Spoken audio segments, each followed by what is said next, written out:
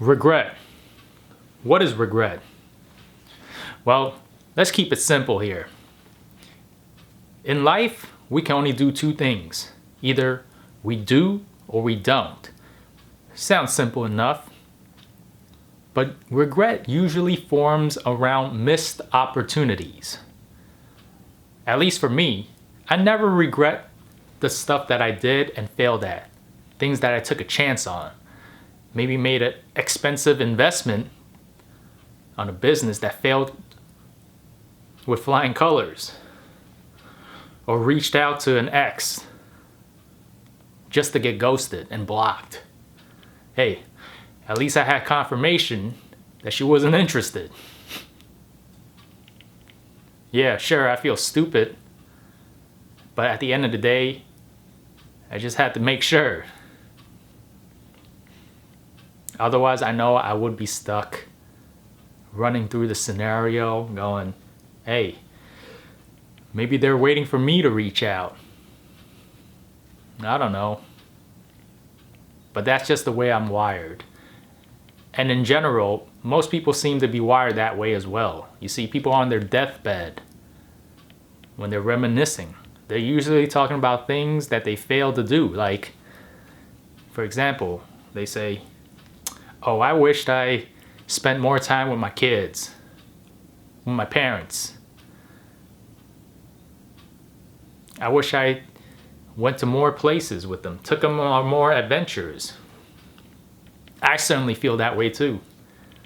And mine was the opposite scenario. I wasn't the one on my deathbed. My mom passed away a year and a half ago from lung cancer, but she was diagnosed for 6 years. So I had 6 years of knowledge knowing she was gonna pass. Her time was limited quite a bit.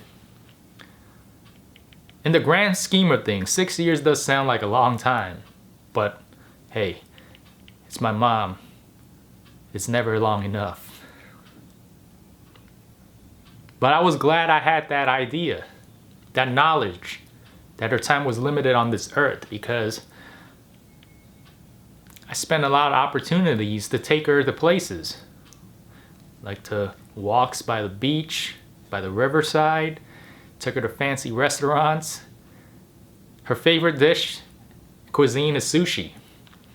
I would take her all over the place, visit all the fanciest sushi restaurants. I would bring home cheesecake for her to eat when she could no longer go outside, was confined to a wheelchair in her final days. But of course, there's always going to be regret. What if I just took out some more? What if I had the money to really take her to amazing places across the world? If I'd taken her to Japan, for example, just to have the freshest cuts of fish. Unfortunately, my mom never went to Japan. I think that was one of her dreams. I certainly have regrets about that. Which is why regrets are some things that stay with you for life. But they don't have to always come to haunt you. Channel that into something positive. It's a pain that you don't want to feel again. And how do you work to mitigate that from happening again? That is where you have to set goals. Goals that fulfill you. That bring you joy, happiness.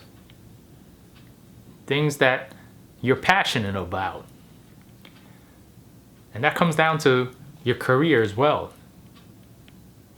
24 hours in a day, 8 hours spent sleeping, 16 hours left when you're awake, and half of that, maybe even more, is spent at work. Half of that, half of your life that you're awake is spent doing something that you're mindlessly carrying out And even worse, you hate, you despise. You could be anywhere else in this world rather than being at that workplace, that work site. Now I understand, not everyone has the privilege of chasing their passion, chasing their dream job, their career. But for those who are privileged enough, take for example me, I came from a complete household. Both parents who loved each other, loved me, wanted the best for me.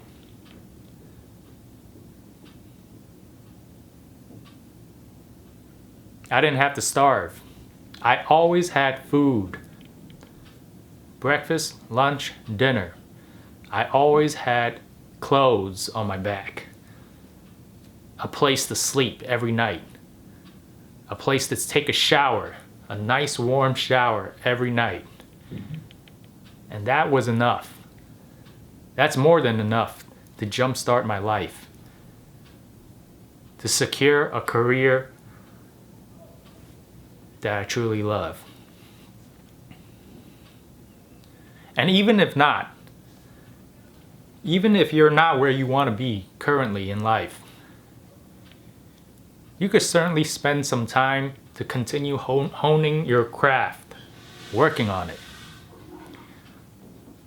Because where there's a will, there's a way. I firmly believe anything we do in this life that we truly enjoy, we will put the hours into it. And if we put the hours and time into it, we will naturally become masters at it. We will become proficient at it. And when we become proficient at a certain subject, we're naturally above the majority of people out there. And that if that's the case, there will always be an audience, a customer to utilize your skills. And with this day and age, the advent of the internet and social media, the world is our oyster because everyone is connected more than ever. I guarantee if you put in the effort, you will find a community, an audience that's willing to subscribe to you. You just gotta be present. You just gotta be out there.